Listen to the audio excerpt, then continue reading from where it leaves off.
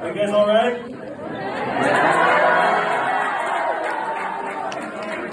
No, you're all left.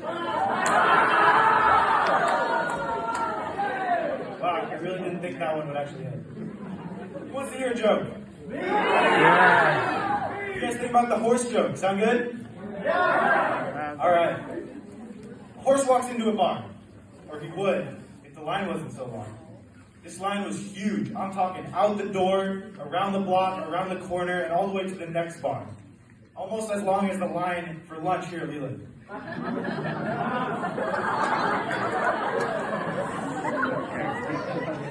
This line is so long, and this is the horse's hometown bar. And he goes, why is this line so long? So he goes up to a guy in the line and he says, what's up? Why is this line so long? And the guy goes, first of all, how is this horse talking? And second of all, it's because there's a Metallica concert around the block. Did you not hear? He goes, Metallica? What's that? Because you don't know what Metallica is? Get away from me. And he turns around, goes back in line. And the horse goes, what the heck is this all about? So the horse goes, this line is way too long for me to wait in. So he decides to go home. And while he's at home, he's sitting on the couch and he goes, Metallica? Let me look into this a little bit more. So he goes on YouTube and he searches for some old Metallica songs. And he listens to them and he's like, wow, this is so good. So good that he decides to get a part-time job and he starts working. He works so much that he saves up to buy an old beaten-down guitar, just a used one, and he starts to learn all the songs. He starts learning how to play Metallica's songs until he's learned how to play every song on Metallica's first album. So he starts playing and he's getting better and better and he starts performing for his family and some of his friends and they say, you're really good, you should take this one step further. So he goes, all right, I think I will. So he goes over to his good buddy, the Chicken, right?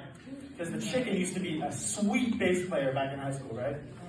So he goes up to the Chicken and he goes, yo, Chicken, you want to play bass for my band? And he goes, yeah, I think I still got my bass somewhere in my attic or something like that. Let me go check for it. And he finds it and they start playing together. And you know what? They have some good synergy. They're playing pretty well together. And they play so much until the Chicken learns every song on Metallica's first album. So they keep playing together, getting more and more friends to watch them play Metallica songs. And they say, let's take this one step further. Let's go talk to the cow. Because the cow used to be like a sweet drums player back in the day, you know?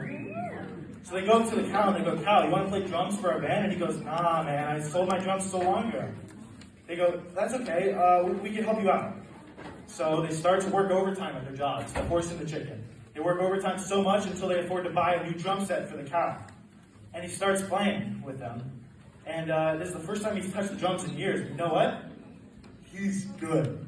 Like, really good. And these three are playing these Metallica songs, and it sounds like the real thing. They are so good, let me tell you. So they say, okay, now we need a singer.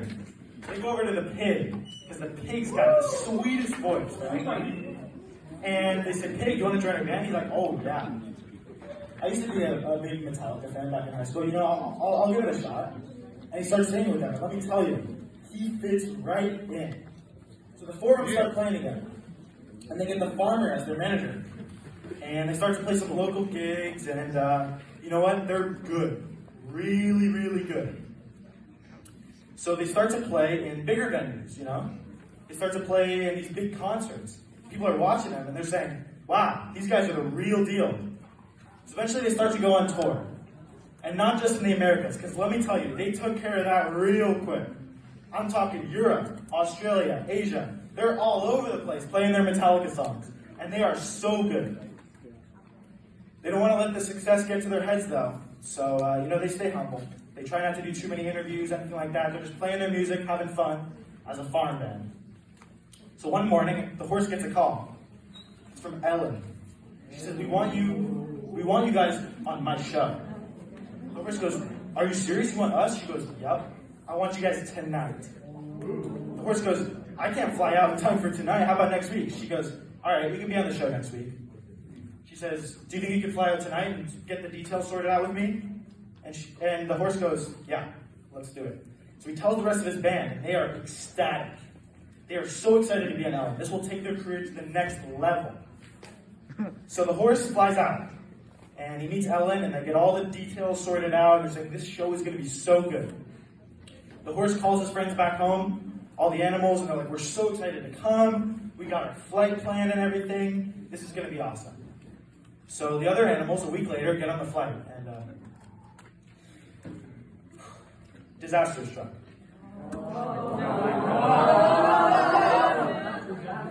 The plane crashed. There were no survivors. The pig, the chicken, the cow, and the farmer, all dead. And the horse can't live with himself. So he's sitting there in Burbank.